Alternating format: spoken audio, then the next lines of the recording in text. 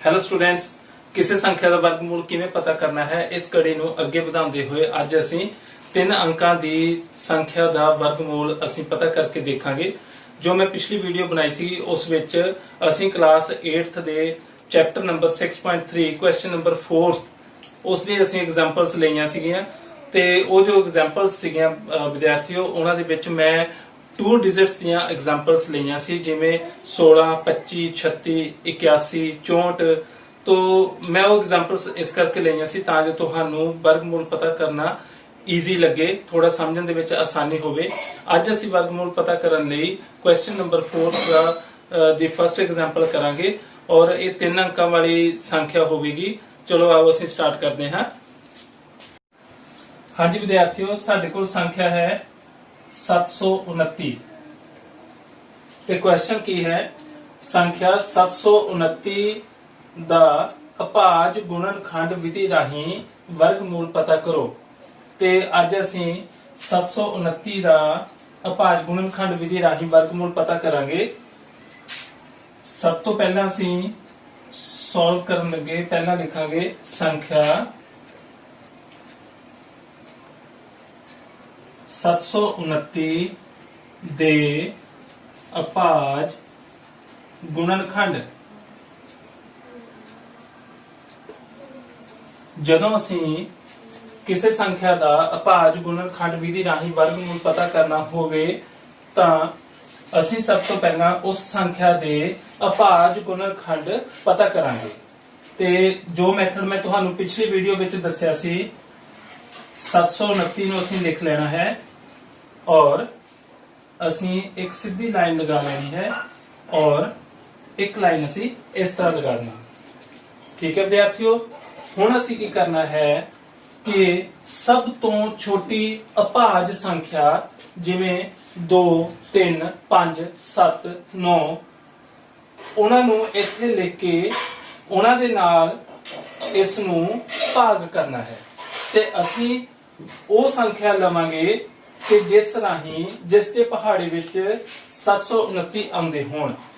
ਇਹ एक तरह दी भाग है, एक तरह दी डिवीजन ही है, सिर्फ ये इस तरह करन दे नाल एक तरीका बदल गया है। तो आओ ਅਸੀਂ देखते हाँ कि हुण विद्यार्थी कई बार इत्थों कन्फ्यूज हो जाते हैं कि किवें पता लगे कि असीं 2 तो स्टार्ट करना है जां असीं 3 का पहाड़ा पढ़ना है जां असीं 5 का पढ़ना है जां 7 का पढ़ना है। ठीक है विद्यार्थियों, इस वास्ते एक बहुत सौखा तरीका है कि असीं किसी भी संख्या का लास्ट वाला डिजिट देख लेना है कि वो कितना है। हुण तुहानूं पता है कि लास्ट विच 9 है। हुण 9 2 दे पहाड़े विच तां नहीं आवेगा। ठीक है विद्यार्थियों, इसलिए असीं 2 दे नाल इस नूं 729 नूं भाग नहीं कर सकते। इसका मतलब असीं 2 नाल भी नहीं करना है। ठीक है विद्यार्थियों, फिर असीं देखना है 3 दे नाल, फिर असीं देखना है हुण 3 दे पहाड़े विच असीं देखना है कि की 3 दे पहाड़े विच लास्ट वाला डिजिट आउंदा है। ते हुण सानूं पता है कि 3 दे पहाड़े विच 9 आउंदे हन, 3 तीए 9। इसलिए ये सब तो ज्यादा प्रोबेबिलिटी है कि 3 नाल ये पूरी पूरी वंडी जाएगी संख्या। ठीक है विद्यार्थियों, उस तो बाद मान लो जे इत्थे हाँ जी विद्यार्थियों, मान लो जे इत्थे 5 नाल असीं भाग कर सकीए तो फिर चेक करते हैं कि 729 5 दे पहाड़े विच आउंदे हन। देखो लास्ट विच कितने अंक है 9, लास्ट विच किहड़ा अंक है 9 ते की 5 दे पहाड़े विच 9 आउंदे हन, नहीं आउंदे। इसका मतलब ये है कि 5 दे नाल भी 729 जो हन पूरे पूरे नहीं वंडे जाणगे। आओ असीं एक ट्रेडिशनल मैथड जो तुहानूं भाग दा आउंदा ही है उस नाल असीं चेक कर लेंदे हां। 729 नूं जेकर असीं 5 नाल भाग करिए, हाँ जी विद्यार्थियों 5 एकम 5, 7 विचों 5 कड्डे 2 उपरों उतारे 2 22 बन गए, 5 चौका 20, 22 दे विचों 20 कड्डे 2। ठीक है जी, उपरों उतारे 9 29 5 5 25 9 ਵਿੱਚੋਂ 5 ਕੱਢੇ 4। तो लो विद्यार्थी तुसीं देख लिया कि नीचे कितने बच गए हैं 4। इसका मतलब ये है कि ये 5 दे नाल भी 729 जो है वंडनयोग संख्या नहीं है। ठीक है विद्यार्थियों, ते आओ हुण असीं इसी तरह 2 नाल भाग करके देखते हैं 729 नूं। मैं पहला कहा सी कि असीं देखना है कि 2 नाल भाग हुंदा है जां नहीं। देखो लास्ट विच 9 हैं, 2 दे पहाड़े विच नहीं आते, ते इस करके 729 2 नाल वंडनयोग नहीं है। आप चेक करिए 2 तीए 6, 7 विचों 6 कड्डे 1 बाकी, उपरों उतारे 2, 2 छिके 12, उपरों उतारे 9, 2 चौके 8, नीचे 1 बच गया है। ठीक है विद्यार्थियों, तो इसका मतलब है 2 दे पहाड़े विच भी नहीं जाएंगे। तो हुण आओ असीं देखते हैं। मैं पहला ही तुहानूं दस्सिया सी कि संख्या जो है लास्ट विच किन्ने हन 9, ते किन्नियां ते मैक्सिमम प्रोबेबिलिटी किन्नियां ते है कि किन्नियां किहड़े अंक नाल भाग होवेगी 3 नाल। 3 तीए 9। आओ चेक करते हैं 3 दूनी 6। देखो विद्यार्थियों एक ट्रेडिशनल मैथड जो भाग दा हुणे असीं कीता सी, एक ओ मैथड है, एक ये मैथड है। मैथड दोवें सेम ही हन। ठीक है विद्यार्थियों, मैथड दोवें सेम हन, लेकिन तुसीं इस नूं मैक्सिमम अपने दिमाग विच करना हुंदा है। किन्ने हंस लाए, किन्ने अगे कैरी कीते और किन्ने किन्ने किहड़ा अंक आएगा, ये सारा कुछ तुसीं देखना है। आओ असीं नालों नाल तुहानूं चंगी तरह समझाउण लई मैं इस तरह भी भाग कर लेंदा हां। 729 इनू 3 नाल भाग करते हां। पहला किन्ने ते जाऊगा? हाँ जी विद्यार्थियों, किन्ने ते जाऊ? पहला 2 ते। 3 दूनी 6। ठीक है विद्यार्थियों, 7 विचों 6 कड्डे 1 बाकी। हुण यही मैथड मैं इत्थे अप्लाई करदा हां। आ देखो 3 दूनी 6, इत्थे 6 आ गए, लेकिन किन्ने हन इत्थे 7। इसका मतलब 7 विचों 6 कड्डे 1 बाकी। वो जो 1 बचा है, देखो इत्थे बच्चे अक्सर कंफ्यूज हुंदे हन। इस नूं तुसीं ध्यान नाल सुनो, देखो समझो 3 दूनी 6, लेकिन अंक इत्थे किहड़ा है 7। इसका मतलब 6 नालों 7 किन्ने वध हन? 1 अंक। ठीक है जी, वो जो 1 अंक वध है, ਜਾਂ इस तरह कह लो 3 दूनी 6, 7 विचों 6 कड्डे 1 बचा जो उसनों अगे कैरी करना है, उसनों 2 दे नाल लगा देना है। किन्ने बन गए? 12। ठीक है विद्यार्थियों, हुण 3 चौके 12 पूरे पूरे वंडे गए।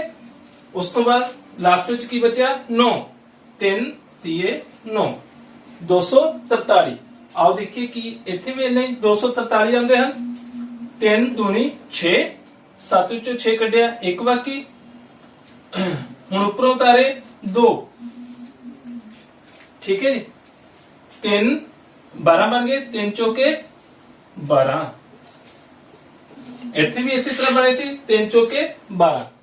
ठीक है विद्यार्थियों, हुण इत्थे 12 विचों 12 कड्डे 0, उपरों किन्ने उतारांगे 9। देखो इत्थे भी लास्ट विच 9 बचे हैं और इत्थे भी लास्ट विच 9 बचे हैं। 3 तीए 9, इसी तरह 3 तीए 9। तो मैं तुहानूं जिवें कि दस्सिया है कि ये सिंपल भाग ही है, गुणनखंड जो बनाने हैं। हुण उम्मीद है मैनूं विद्यार्थियों कि चंगी तरह तुहानूं समझ लग गया होवेगा। हुण चाहे कोई भी संख्या तुहाडे कोल 3 अंकां दी होवे, चाहे 4 अंकां दी होवे, चाहे 5 अंकां दी होवे, तुसीं आसानी नाल जो है गुणनखंड पता कर सकते हो। हुण देखो फिर अगे लास्ट विच किन्ने अंक हैं? किहड़ा अंक है? 3। लास्ट विच 3 अंक है, तो किन्ने नाल जाऊगा? ये किहड़े पहाड़े विच आंदे हन? 3 दे पहाड़े विच, इसलिए 3 ते फिर जाऊगा। 3 अठा 24 और 3 एकम 3। ठीक है विद्यार्थियों, 3 अठा 24 और 3 एकम 3। इसी तरह आ जो 243 ਹਨ, ਇਸ ਨੂੰ ਫਿਰ ਅਸੀਂ 3 ਦੇ ਨਾਲ जो है डिवाइड करना है। 243 3 ਦੇ ਨਾਲ ਭਾਗ ਕਰਾਂਗੇ 3 8 24 ਉੱਪਰੋਂ 3 ਉਤਾਰੇ 3 एकम 3। ठीक है विद्यार्थियों, देखो सेम उसी मेथड ਦੇ ਨਾਲ ਹੁਣ ਕਈ ਵਿਦਿਆਰਥੀ ਇੱਥੇ ਗਲਤੀ ਕਰਦੇ ਹਨ, ਸਿੱਧਾ ਕਰ ਦਿੰਦੇ ਹਨ 9 ਆਇਆ 81। ਇਸ ਤਰ੍ਹਾਂ ਨਹੀਂ ਕਰਨਾ ਸੀ। ਅਸੀਂ ਛੋਟੀ ਤੋਂ ਛੋਟੀ ਸੰਖਿਆ ਦੇ ਨਾਲ, ਛੋਟੀ ਤੋਂ ਛੋਟੀ ਅਭਾਜ ਸੰਖਿਆ ਦੇ ਨਾਲ ਇਸ ਦੇ ਗੁਣਨਖੰਡ ਕਰਨੇ ਹਨ। ਫਿਰ ਅਸੀਂ 9 ਨਾ 81 ਕਰਨ ਦੀ ਬਜਾਏ ਅਸੀਂ ਫਿਰ 3 ਤੇ ਹੀ ਇਸ ਨੂੰ ਭਾਗ ਕਰਨਾ ਹੈ। 3 दूनी 6, 3 दूनी 6। ਇਹ ਸਿੱਖਣਾ ਬਹੁਤ ਜ਼ਰੂਰੀ ਹੈ ਵਿਦਿਆਰਥੀਓ ਕਿ ਇਹ ਕਿੰਨੇ ਬਚੇ ਹਨ, ਇੱਥੇ ਕਿਹੜਾ ਅੰਕ ਹੈ ਔਰ ਅੱਗੇ ਕਿੰਨੇ ਕੈਰੀ ਕਰਨੇ ਹਨ। ਠੀਕ ਹੈ, ਆ ਦੇਖੋ 3 दूनी 6, ਇੱਥੇ 6 ਬਣ ਗਏ, ਲੇਕਿਨ ਹੈ ਕਿੰਨੇ ਇੱਥੇ 8। 8 ਵਿੱਚੋਂ 6 ਕੱਢੇ 2 ਬਾਕੀ। ਉਹ ਜੋ 2 ਹਨ ਅਸੀਂ ਅਗਲੇ ਅੰਕ ਦੇ ਅੱਗੇ ਲਗਾ ਦੇਣੇ ਹਨ। ਆ ਦੇਖੋ ਇੱਥੇ ਕਿੰਨਾ 1 ਹੈ ਔਰ ਇਸ ਦੇ ਅੱਗੇ ਜੋ ਕੈਰੀ ਕੀਤੇ ਹਨ 2 ਉਹ ਇਸ ਦੇ ਅੱਗੇ ਲਗਾ ਦੇਣੇ ਹਨ। ਕਿੰਨੇ ਬਣ ਗਏ 21 ਤੇ ਇੱਥੇ ਹੁਣ 21 ਹਨ। 3 7 21 27 ਆ ਗਿਆ। ਠੀਕ ਹੈ ਜੀ, ਆਓ ਇਸ ਨੂੰ ਅਸੀਂ ਇੱਥੇ ਕਰਕੇ ਦੇਖਦੇ ਹਾਂ। ਆਪ ਵਿਦਿਆਰਥੀਓ ਭਾਗ ਕਰਕੇ ਦੇਖਦੇ ਹਾਂ। 81 ਨੂੰ 3 ਦੇ ਨਾਲ 3 दूनी 6, 8 ਵਿੱਚੋਂ 6 ਕੱਢੇ 2 ਬਾਕੀ, ਉੱਪਰੋਂ ਉਤਾਰਿਆ 1, 3 7 21। ਲੋ ਵਿਦਿਆਰਥੀਓ ਪੂਰਾ ਡਿਵਾਈਡ ਹੋ ਗਿਆ ਹੈ। ਹੁਣ ਜੇਕਰ ਤੁਹਾਨੂੰ ਚੰਗੀ ਤਰ੍ਹਾਂ ਸਮਝ ਲੱਗ ਗਈ ਹੈ ਤਾਂ ਅਸੀਂ ਇਸ ਨੂੰ ਇਸ ਤਰ੍ਹਾਂ ਨਹੀਂ ਕਰਦੇ, ਸਿੱਧਾ ਇੱਥੇ ਸਮਝੋ। ਹੁਣ ਆ ਦੇਖੋ, ਹੁਣ 27 ਕਿਹੜੇ ਪਹਾੜੇ ਵਿੱਚ ਆਉਂਦੇ ਹਨ? 3 ਦੇ ਪਹਾੜੇ ਵਿੱਚ। 3 9 27। ਇਸੇ ਤਰ੍ਹਾਂ ਹੁਣ 9 ਦੇ ਗੁਣਨਖੰਡ ਕਿਹੜੇ ਬਣਨਗੇ? 33 9। ਉਮੀਦ ਹੈ ਕਿ ਤੁਹਾਨੂੰ ਇਹ ਚੰਗੀ ਤਰ੍ਹਾਂ ਮੈਥਡ ਜੋ ਹੈ ਕਿ ਅਸੀਂ ਗੁਣਨਖੰਡ ਕਿਵੇਂ ਬਣਾਉਣੇ ਹਨ ਵਿਦਿਆਰਥੀਓ ਸਮਝ ਆ ਗਿਆ ਹੋਵੇਗਾ। ਆਓ ਹੁਣ ਅਸੀਂ ਸਾਡਾ ਮਕਸਦ ਕੀ ਹੈ, ਅਸੀਂ ਵਰਗਮੂਲ ਪਤਾ ਕਰਨਾ ਹੈ ਤੇ ਆਓ ਅਸੀਂ ਇੱਥੇ ਲਿਖਾਂਗੇ। ਹੁਣ ਸਾਡੇ ਕੋਲ ਸੰਖਿਆ 729 ਦੇ ਇਧਰ ਵਾਲੇ ਜੋ ਹਨ ਸਾਰੇ ਅਭਾਜ ਗੁਣਨਖੰਡ ਆ ਗਏ ਹਨ। ਵਿਦਿਆਰਥੀਆਂ ਦੀ ਸੌਖ ਵਾਸਤੇ ਮੈਂ ਤੁਹਾਨੂੰ ਦੱਸਿਆ ਸੀ ਕਿ ਲਾਸਟ ਵਿੱਚ 1 ਆਉਣਾ ਚਾਹੀਦਾ ਹੈ। 3 एकम 3। ਆਓ ਹੁਣ ਅਸੀਂ 729 ਦੇ ਅਭਾਜ ਗੁਣਨਖੰਡ ਲਿਖਦੇ ਹਾਂ। 3 गुणा 3 गुणा 3 गुणा 3 गुणा 3 गुणा 3 कितने चाहिए हम? 1 2 3 4 5 6।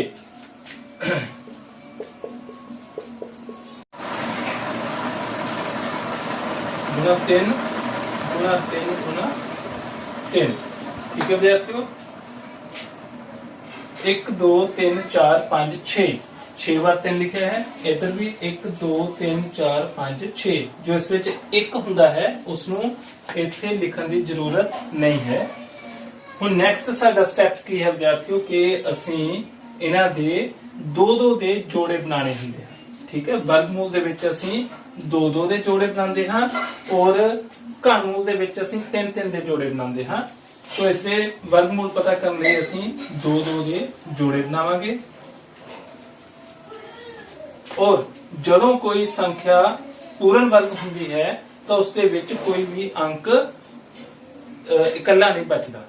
ਠੀਕ ਹੈ ਜੀ, ਇਸ ਦਾ ਮਤਲਬ ਹੁਣ ਜਦੋਂ ਅਸੀਂ ਪਤਾ ਕੀ ਕਰਨਾ ਹੈ, ਵਰਗਮੂਲ ਪਤਾ ਕਰਨਾ ਹੈ 729 ਦਾ। ਹੁਣ ਵਰਗਮੂਲ ਨੂੰ ਅਸੀਂ ਮੈਥਮੈਟੀਕਲ ਲੈਂਗੁਏਜ ਦੇ ਵਿੱਚ ਕੀ ਲਿਖਾਂਗੇ, ਕਿਵੇਂ ਲਿਖਾਂਗੇ? 729 ਦਾ ਵਰਗਮੂਲ ਲਿਖਣ ਦੀ ਬਜਾਏ ਅਸੀਂ ਇਸ ਦੇ ਉੱਪਰ इस तरह निशान बना दिया। ठीक है जी, इसमें थोड़ा असली तिखा बनाना है इस तरह। ठीक है विद्यार्थियों, 729 इसका मतलब ये है 729 का वर्गमूल, स्क्वायर रूट ऑफ 729। तो ਅਸੀਂ ਜੋੜਿਆਂ ਦੇ ਵਿੱਚੋਂ ਇੱਕ ਸੰਖਿਆ ਬਾਹਰ ਕੱਢ ਲੈਣੀ ਹੈ। 2 ਤੀਏ ਹਨ ਇੱਥੇ, ਅਸੀਂ 1 3 ਬਾਹਰ ਲਿਖਾਂਗੇ। ਇਸ ਜੋੜੇ ਵਿੱਚੋਂ ਵੀ ਅਸੀਂ 1 3 ਲਿਖਾਂਗੇ ਇੱਥੇ ਔਰ ਇਸ 3 ਦੇ ਜੋੜੇ ਵਿੱਚੋਂ ਵੀ ਅਸੀਂ 1 ਵਾਰ 3 ਲਿਖਾਂਗੇ। ਠੀਕ ਹੈ ਜੀ, ਤਾਂ ਇਸ ਦਾ ਮਤਲਬ ਸਾਡੇ ਕੋਲ ਕਿੰਨੀ ਸੰਖਿਆ ਆ ਗਈ? 3 3 9 3 27